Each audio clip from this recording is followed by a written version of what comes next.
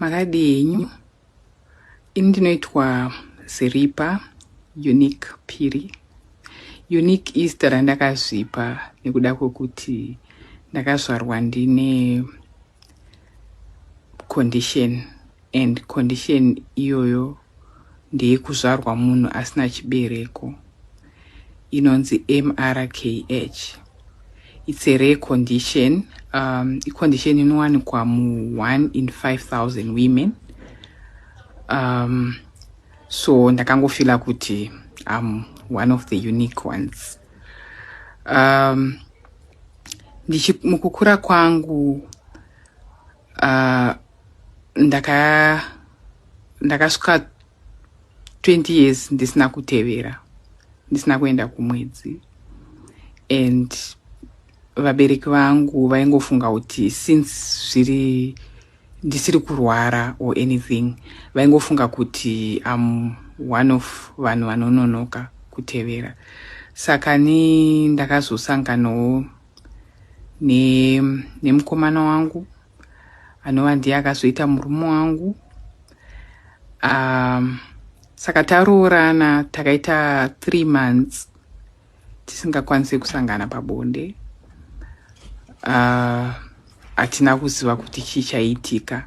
Then after 3 months idzodzo takava tadecida kuenda kunotsvaga help. Takava tatanga kuzivisa vana tete. Zvadaro tete vakasuggesta kuti ngatiendei kuna chiremba, nokuti zvinhu zvakadaro zvinhu zvinoshamisa kuti munhu muwanano, I mean 3 months pasina kusangana, pasina chiri kuitika mumba. Yeah, that was a cause for concern. So tete wangu akandidaidza ndikaenda kwavaigara kuShurugwi, and then isusu tichigara kuChegutu, and then ndobva taenda zvinova zvakati katyamadza. And then ndobva ataura kuti it's a rare condition, zvinowanikwa mu 1 in a million people. That's what he told us. And then zvadaro munongoziva pachivanhu chedu, vanhu vanoti it's hard to believe zvinhu zvakadaro, vanoti wakaroiwa. So they thought kuti ndakaroiwa. I mean, tete wangu wakati, saka the other thing, gynecologist akati ndine thick hymen, that's why tisiri kwanisa kusangana pabonde nemurume wangu. Saka he suggested kuti I must undergo an operation. Akati it's just a small operation kuvhura nzira kuti tikwanise kuita sei, tikwanise kusangana. But issue yemwana, unfortunately, akabva atotudza kuti hatikwanise kuita mwana because handina chibereko. Tabva ikoko family takazivisa family, mafamilies ese, both families vakati ivo hakuna zvinhu zvakadaro, kuroiwa chete, ngatiendei kuchivanhu. Saka takaenda kumaprofita, tikaenda kudzin'anga, and you know how it is, muri koko unenge uchisvika uchiudzwa zvakati, wakaroiwa nanengi, uchiri mwana mudiki, zvikazodai zvikadai. So unosvika wakaudzwa zvinhu zvaunobhilivha, unosvika wakaudzwa zvinhu zvinotosangana. I remember ndakaudzwa unzi ndakaroiwa nagogo, mai vababa, I mean mai vamai vangu, and nekurwadziwa I had to confront her. Ndakaenda ndikavakonfranta, vakati ivo havana kubvira vakandiroya, hakuna zvakadaro. Yeah, so you know it was really hectic, and yeah, ndichinwiswa zvakasiyana siyana. Ndakapiwa zvitanda zvimwe zvandakapiwa ndikashandisa. That's sort of dilation panguva iyoyo. Mazuva ano vanhu vanoshandisa, vanhu vane condition yakaita seyangu iyoyo vanoshandisa zvatinodaidza kuti madilators, zvaunotenga zvinouya in different sizes, saka unenge uchipfekera kunengo kuti ukwanise kuvhura nzira yekuti ukwanise kunge uchisangana nemurume wako. So that's what happened. I went through a lot. I had to do all that, and then zvisinei hazvo nembereko panga pastorina nzira yakavhurika hayo after a long time. I think it was almost like 8 months or almost a year.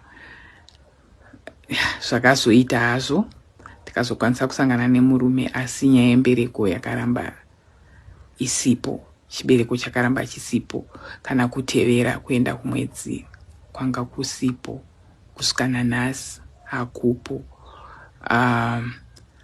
Nekufamba kwenguva ndakazodiscover kuti and recently I went kuna gynecologist and ndaida kunoita zvangu hormonal tests and all that, and surprisingly ndakabva ndadiscover the other thing yekuti handina maovaries angu haana kuwanikwa, pakaitwa scan and all that haana kuwanikwa.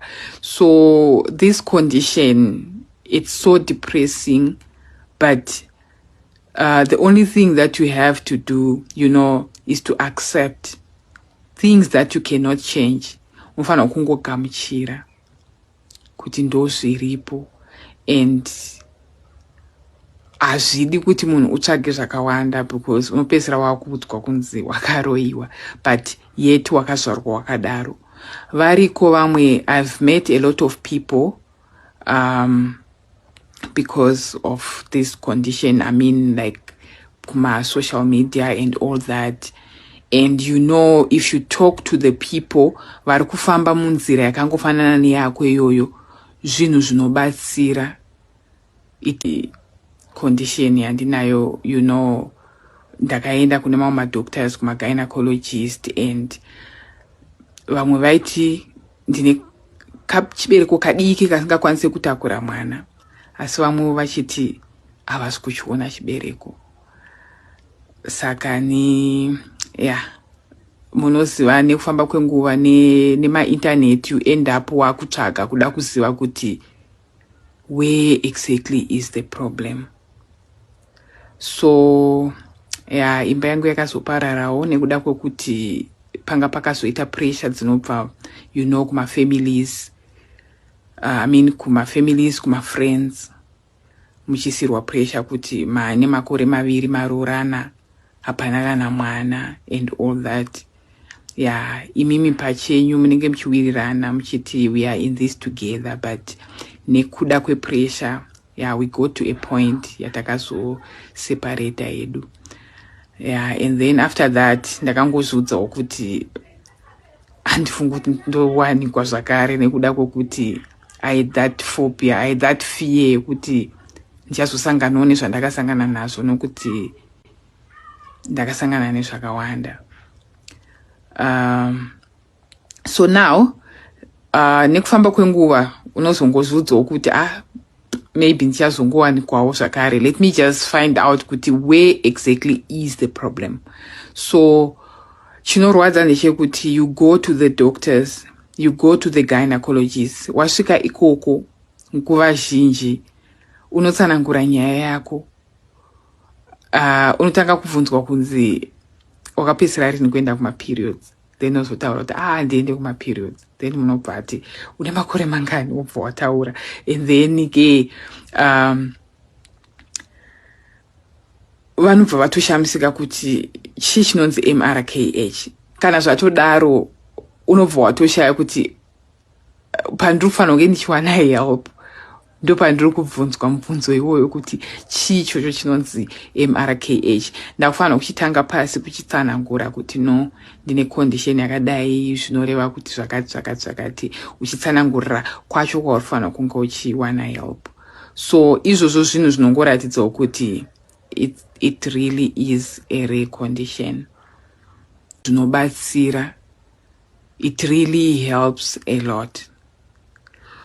So mwana chipo chinobva kuna Mwari. If only vanhu vaikwanisa kuaccepta kuti mwana chipo chinobva kuna Mwari, havasi vese vanhu vakapiwa chipo chekukwanisa kuva nevana due to my different conditions. Vamwe vari kuva nezvibereko asi havakwanisi kuita vana still. Saka ndinongokurudzira kuti kana kune vane dambudziko rakaita serangu, it's not the end of the world. You have to accept and move on. You have to accept, unogamuchira.